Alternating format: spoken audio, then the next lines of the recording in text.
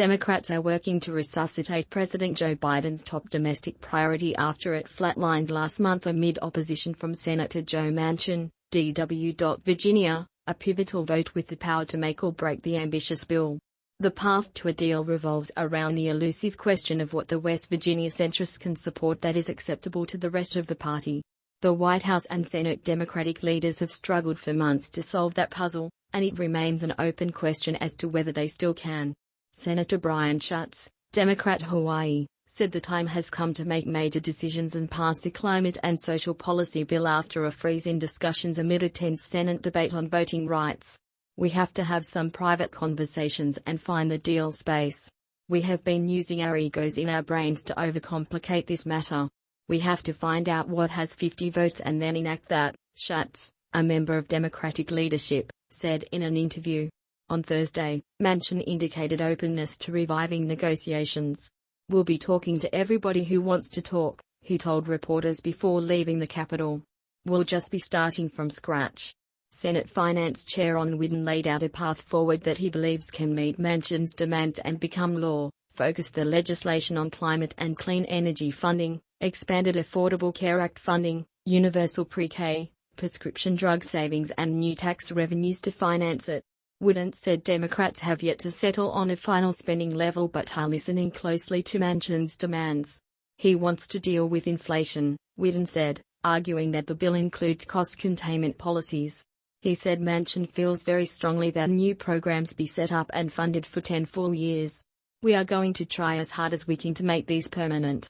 Democrats are also discussing sweetening the deal for Manchin by adding deficit reduction provisions, said one source familiar with the talks, to address his outspoken concerns about debt and inflation. A Clean Energy Foundation prominent Democrats have cited clean energy policy as the foundation of a revised bill. But Manchin, who has close personal, political, and financial ties to fossil fuel interests in his state, has been hard to read on the issue. As late as December, top Democrats were confident he was on board with about $550 billion in new climate measures, mostly tax breaks encouraging green technology, that he had helped negotiate and that Manchin reportedly included as part of a since-pulled December offer. Even after breaking off Build Back Better talks, Manchin told reporters early this month that the climate thing is one that we probably can come to an agreement much easier than anything else.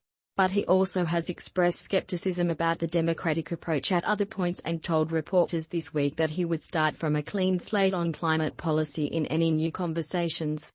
Recommended elections: Trump stays on sidelines in Pennsylvania Senate race. For now, Senator Manchin and I agreed on the foundation of this climate package 7 years ago in the backseat of a truck in West Virginia, Wyden said. Democrats are suggesting new approaches to prevent another collapse in talks. Senator John Hickenlooper, Democrat Colorado, said the party should listen harder to colleagues' demands. Even if there is movement, it may not be easy to see in the coming weeks.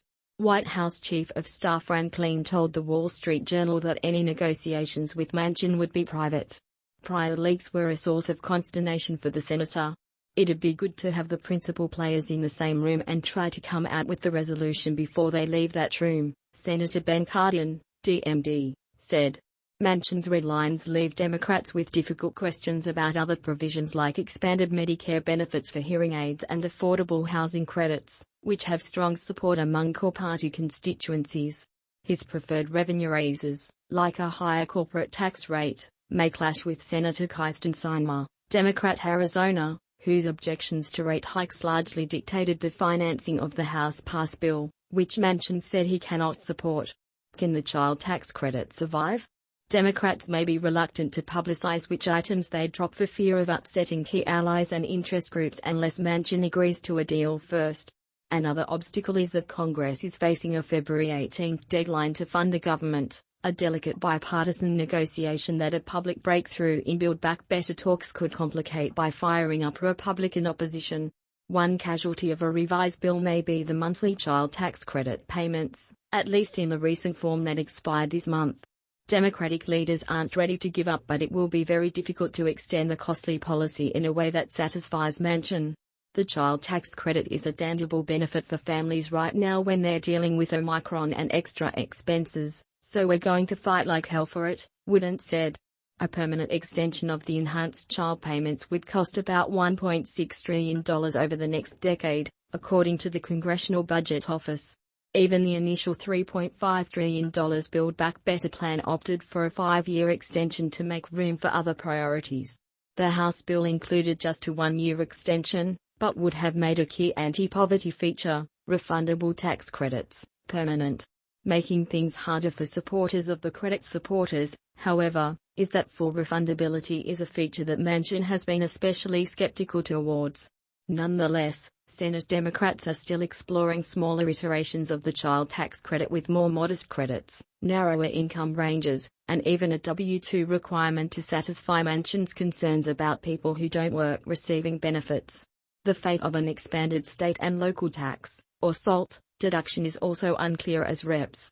Tom Suozzi, DNY, Josh Gottheimer, DNJ, and Mickey Sherrill, DNJ, restated their demand in a Thursday statement: no SALT, no deal. Speaker Nancy Pelosi is resistant to the idea of splitting up the bill and voting on it in pieces, noting that the filibuster-proof reconciliation process may not be practical on a second bill.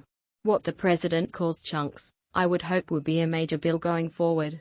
It may be more limited, but it is still significant, she told reporters on Thursday.